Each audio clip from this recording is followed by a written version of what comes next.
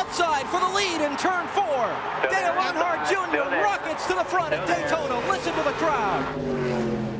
Give me fuel, give me fire, give me double shot inside.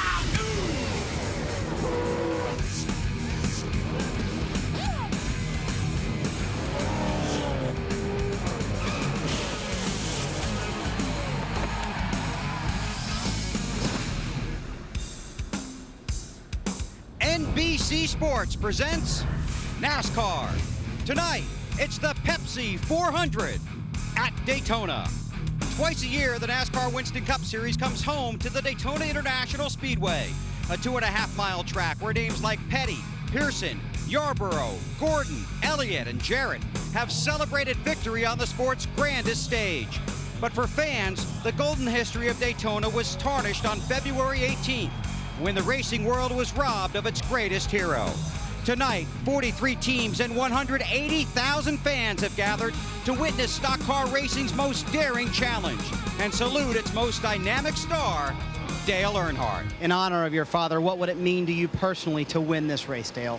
Well, I know he's had a lot of success here, and I'm looking forward to maybe having the same kind of success. I really like this racetrack. It's one of my favorite tracks, and to win here would really mean a lot to me and the rest of the team as well. His father was a hero to many. What a heroic story it would be if Dale Jr. could win tonight. And now for the most famous words in motorsports, the Grand Marshal of the 43rd Pepsi 400 at Daytona, Miss Britney Spears.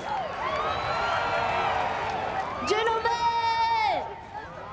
start your engines!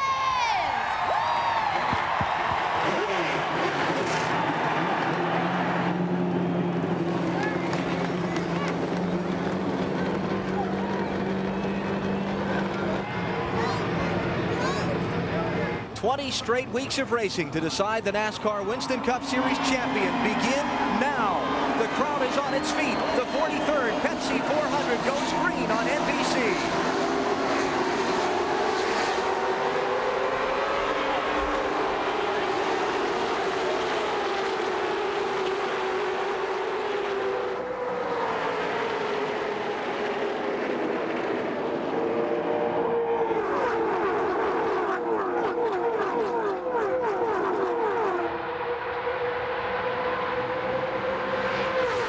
Three deep, halfway through the field off the second corner.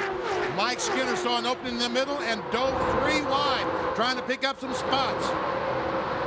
The yellow line on the bottom of the racetrack is the out-of-bounds line. Think of it like the sideline on a football field. The drivers were told in their pre-race meeting, go below that, you're going to be penalized by NASCAR. And that's really what got us in trouble a lot in past before they made that rule. Because what would happen is guys would go below that line.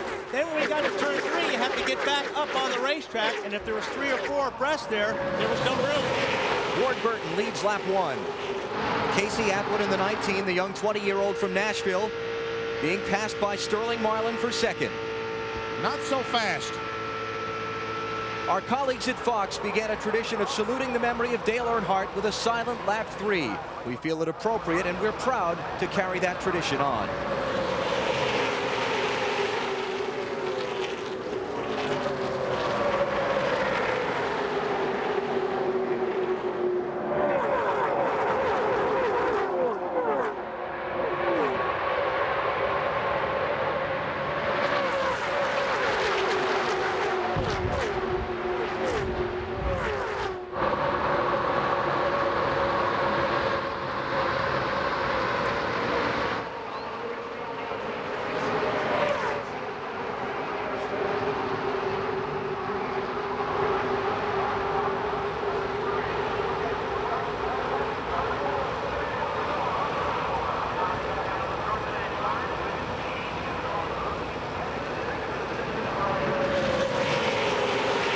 Sterling Marlin to the lead. And Michael Waltrip, the Daytona 500 winner in the 15 car. Michael started back in 22nd spot. It's up to 8th, racing for 7th and 6th. Kevin Harvick just went all the way to scrape the paint off the outside wall to take the lead from Sterling Marlin. Isn't it wonderful to watch these young, brave drivers driving around Daytona and Talladega? And listen to the roar of the fans. This was Dale Earnhardt's car.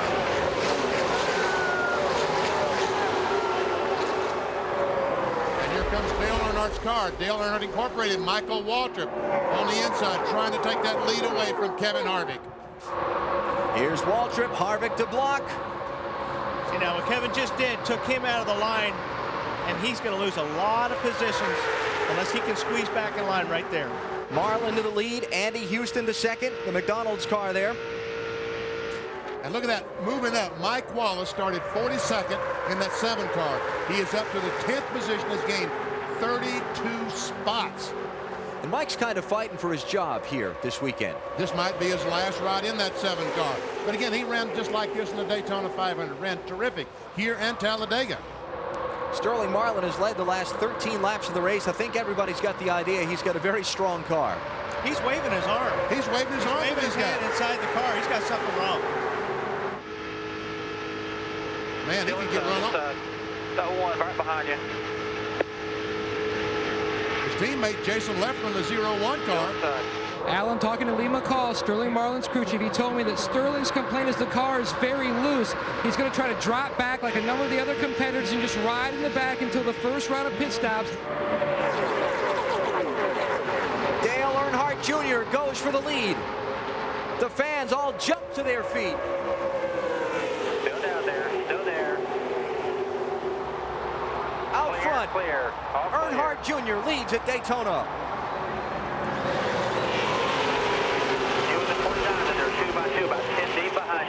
Check out those fans. They are absolutely loving this as Earnhardt goes to the front.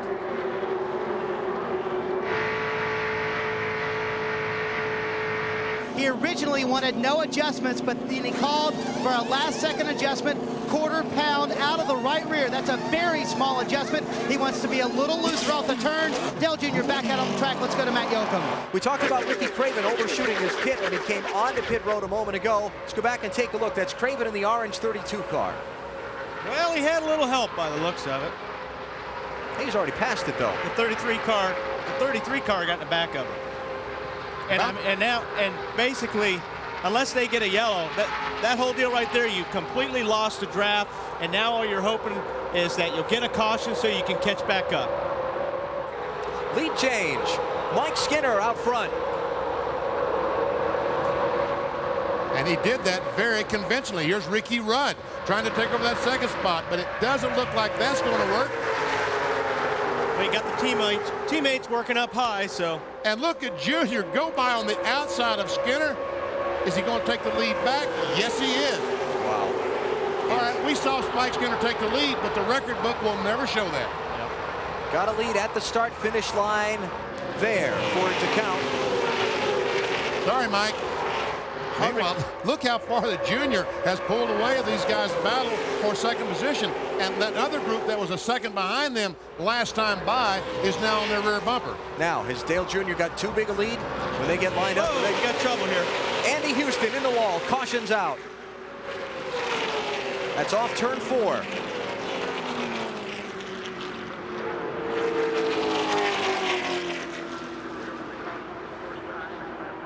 Grinding to a stop. Houston led the race earlier. He broke something, cut a right front tire, Benny? Yeah, the right front tire went flat on the car for some reason. And when that happens, the car just veers right, and there's nothing the driver can do. But you know one thing, he was very fortunate. He was running close to the wall. I was just going to say that. That's the best place to be if you're going to cut a right front tire. Look at that passenger side window the cars carry here at Daytona. You see that go flying out of the car when he hit the wall? It just popped that right out. He hit so hard. And there's Andy out of the car. He slid through his stall, had to put it in reverse and back up. Now, because he had slid through his stall, Skinner, the car in front of him, was actually over the line, but that's legal because it was a forced move. So now, when they finally get the 15 car ready to go, Michael has nowhere to go because while you can't see it right here, he's got to swing all the way around. There's Skinner, and then you see the traffic coming by. Skinner trying to get out. Jeremy Mayfield goes through the grass. Green flag is out. We'll find out. But you can't pass on the inside until you get to the start-finish line. So all these cars have to go by on the outside. Now, as they go down in one, you can pass if you're able to. Go get them. big gap there from about 15th back on that restart. Somebody got a bad restart there. It's Bill Elliott and Stacy Compton trying to get a lap back from the leader. Elliott in the red Dodge on the inside. Look at the race for second here. Matt Kenseth and Steve Park. Kenseth in the 17, Park in the 1. Got Ken Schrader behind Kenseth. 31 car went from 23rd for the lead. Kenseth outside of Dale Earnhardt Jr. Side by side. Now we'll see how strong Junior's car is. Yes, and look at all these cars behind him just clawing for position. We see Schrader literally pushing Kenseth down the straightaway, trying to bump him in front of the 8 car. Like Wallace. Wallace, be careful that yellow line down there. Oh, and he goes by Big Brother Rusty. Boy, you know that did his heart good.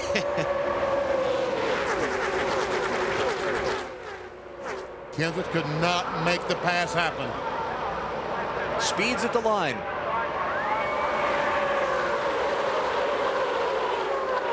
Now that's more like it. The car's back in the draft, getting towed along a little bit faster. That's what we expect to see. He has fended off about all challengers to his top spot, and there have been a few for a little while now.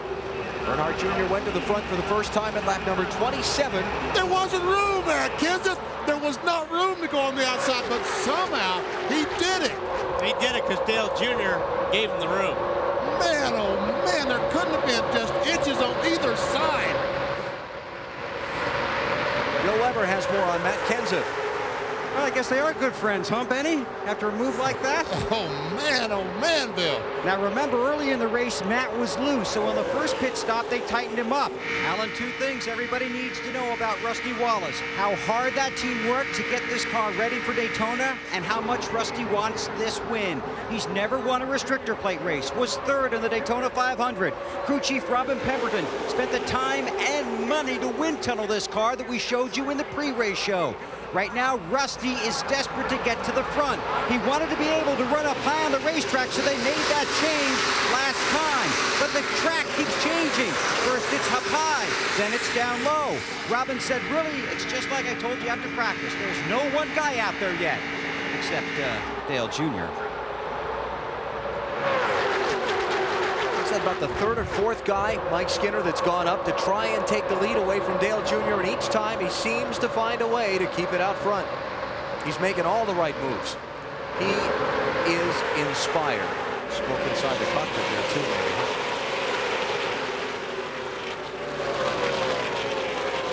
Oh, I see he's hit the wall. Well, that'll do it. Yes, that was tire smoke we were seeing. Yeah, right back here you see the bumper. The rear part of the bumper's hanging out. Right there. I tried.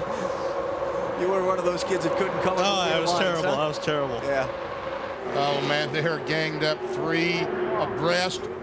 Come on now, guys. Easy, easy. Play nice. If it looks tight from here, it's really tight looking at it from down there. Ward. Burton's car, the gold Dodge there. See that thing just start pushing up off turn 2. He had to get out of the gas and slide in behind Schrader. Yes, I did. And the other car's going by him on the outside because he had to crack the throttle. 4 or 2 tires. You know, that's a question right now. I would think if the front group comes in and takes 4 tires, I'd have to take 2 tires if I came in the next lap. But you've run a full fuel load. You can change the tires as fast as you can fill the tank with fuel. I guess it just depends how much fuel you need to put in. Exactly. You don't need a full fuel load to go the distance, so it could be some strategies playing off here. Yeah. And we've seen these cars tonight run faster. As they burn off fuel, they get faster and faster. Look at Jeff Gordon trying to get up to the outside of Michael Waltrip. His drafting partners left him. And there's Ward Burton moving into the 4th spot. And guys, Tony Stewart and Bobby Labonte have a radio channel where they can talk to each other. And about 15 laps ago, Tony clicked over to that channel and said, Bobby, let's go to the front. Bobby told Jimmy Nakar, his crew chief, it's time to see what we can do. They've been laying back about half throttle at the back of the pack all night long. Since that time, Tony Stewart has picked up 9 spots. Bobby Labonte has picked up 6. Here come a large pack of front runners. Trouble off the corner. 31. Several cars involved. 3, 4, 5, 6, 7. Sterling Marlin, Mike Skinner, Jeff Gordon's in it, Bobby Hamilton. Kurt Busch is in the crash. Dale Jarrett takes to the pit road. Terry Labonte's involved. Caution's out. I didn't see it, but it looked like some guys were trying to get in the pits, and it just stacked up. See some damage to the right front of Kevin Harvick's car. Not a lot of damage, but damage. Oh. A lot of damage to that automobile. Ran so well earlier in the night. There's Skinner up against the fence. Mike's moving around. Looks like he's okay. Jeff Gordon and Kevin Harvick took their cars straight to pit road. All right, let's see if we can sort this one out. All right, here they're coming off the corner. And I think there's going to be contact right there. Skinner and Kurt Busch get together. Turn Skinner into the wall head on. Labonte has no place to go. Neither does Bobby Hamilton when Skinner comes back across the racetrack. Now there's no place for anybody to go. You ever see Kurt Busch right on the back bumper, and Mike Wallace goes toward pit road. There's the contact. Skinner gets turned. And man, Terry Labonte says, oh no. Another shot. Get a better look at it here. And it just doesn't take much. I mean, you know, Mike saw the 7 car coming in the pits. He rolled out the throttle a little bit. Busch couldn't see what was going on. It just doesn't take much. There we saw the contact with Jeff Gordon. Listen to this, folks.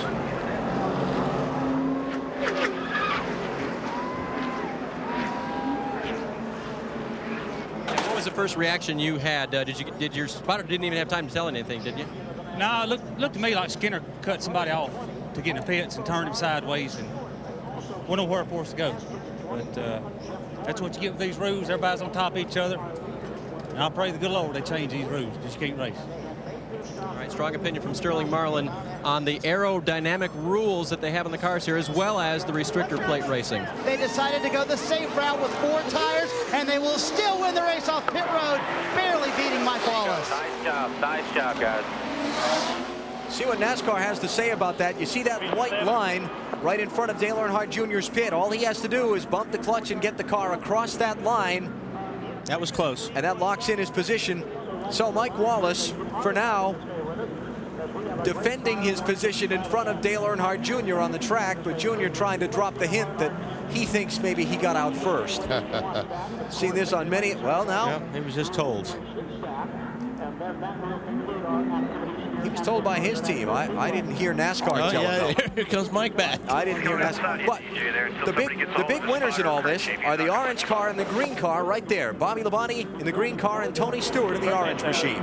They have made their pit stop. They just changed 2 tires, but they have that track position they've been looking for all night long. Johnny Benson is the leader of the race. Benson made his pit stop under green at lap 141, stayed on the lead lap, and was in front of Bobby Labonte and the other guys who'd already stopped when the caution came out. So Benson's the leader. Dave Blaney is second.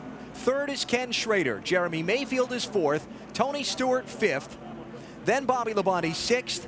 Dale Earnhardt Jr. back in 7th place. And by the way, he did beat Mike Wallace off the pit lane. So it's Jr., then Mike Wallace, then Rusty Wallace, and Ward Burton.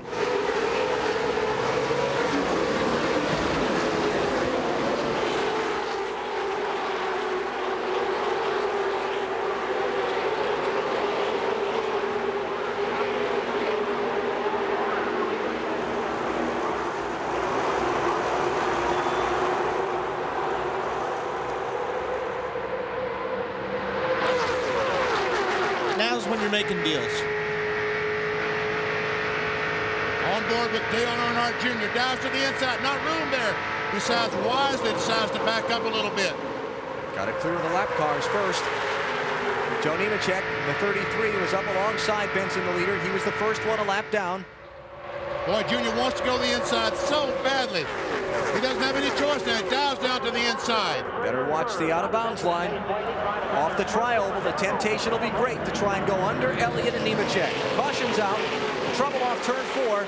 Jeff Gordon's car smoking heavily. Looks like he's made contact with the outside retaining wall. That's on board with Jeff Gordon, and you can see that we can't see much. Yeah, nothing much to see. you know, we'd rather be leading right now with 2 than be back in the back with 4. And you've been dumped to the rear before at the end of a race like this. How do you keep that from happening this time? Well, it's either going to, if it gets dumped to the rear, it's going to be backwards into the fence because they come by. They're going to have to hit it hard. It's situations that nobody likes to see on a plate race because they'll be 5 wide when they come back, and there ain't no telling what's going to happen. Definitely, best man's probably not going to win this race. Ain't no telling what's going to happen. Time to settle the Pepsi 400 at Daytona. Dale Earnhardt Jr. is 6th in line, and Benson leads on the restart. Once again, you can't pass on the inside till you get to that line. All right, it's free game. Let's go. Ward Burton quickly down to the inside to try and grab a spot. You see Jeff Gordon back on the racetrack. Earnhardt Jr. lying back, trying to get him a run. He has that run, but Tony Stewart pulls up in front of him.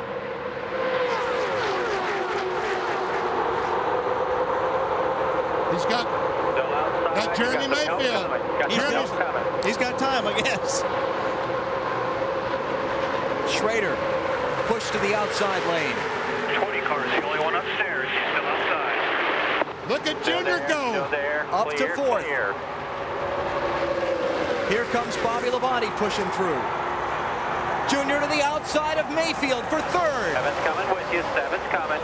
Mike Wallace is coming with him. We can hear Ty Norris telling him, you got help on the outside, Junior. Jeff Gordon getting black flagged by NASCAR. Still there. Here's still Dale there. Jr. to the outside of Dave Blaney for 2nd spot. Mayfield pushes him along in the draft. Still there. Still there. To the outside for the lead in turn 4. Dale Earnhardt Jr. rockets to the front at Daytona. Listen to the crowd. And look at this crowd behind him. Look at this race behind him. And Tony Stewart gets run underneath the yellow line. Tony Stewart will be black flagged by NASCAR. Black flag for Tony Stewart for going below the out-of-bounds line. All clear, all clear. Michael Waltrip trying to become the first man to sweep a season at Daytona since 1982. He's up to 3rd. 18-15 behind you. Michael Waltrip dives underneath Bobby Labonte. They bump on the backstretch. Waltrip to 2nd. Elliott Sadler and Rusty Wallace with him. Coming behind you.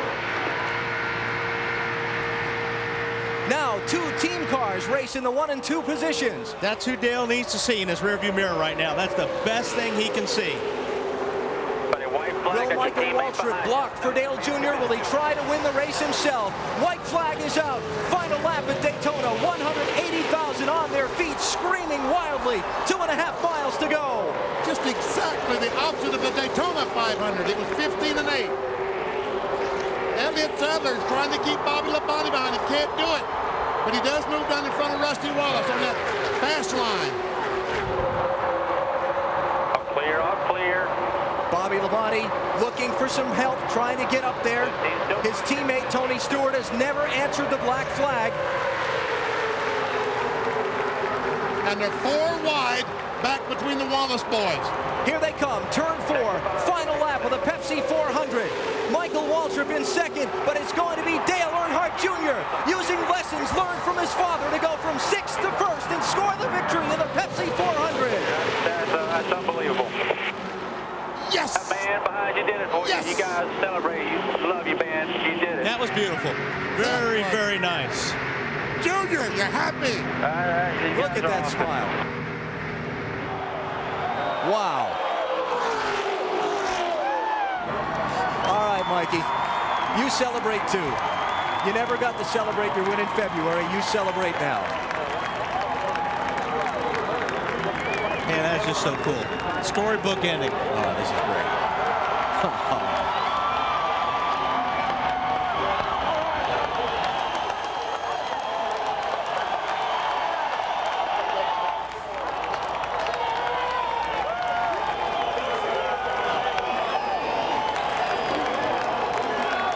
How did you get to the front after the restart? I had a great car. It was all car, 100%. I just holding on. Yeah. You've learned a few things through the years, though, haven't you, from certain people? Yeah. Yeah, he was with me tonight. I don't know how I did it, but he was there, and Michael helped me. I guess we're even now. I was committed to Dale Jr., just like he was to me in February. And I'll tell you when I really learned a lesson, when I was running 3rd, protecting Dale Jr. and Rusty. And that's what Dale was doing in February. That's a handful. They were all over me, but I stayed committed. I wasn't about to bail out on them. And Dale Jr. called me on Monday morning after Daytona 500, and he said, "I'm there for you, brother." And he was. And I just wanted to be part of it with him. Daytona's always been a place for me of magic, of excitement, a wonderful place to come for an automobile race. When we left here February 18th, it was the darkest I've ever remembered leaving a racetrack. And this does so much for those thousands of spectators, millions of Dale Earnhardt fans who need a piece of closure for Daytona. The victory celebration for Dale Earnhardt Jr. after scoring the win in the 43rd Pepsi 400. Hi folks, Lee Diffie from NBC Sports here. If you truly enjoyed what you just watched, you can get more news, interviews, and highlights by subscribing to the Motorsports on NBC YouTube page. You can get it all, so go for it.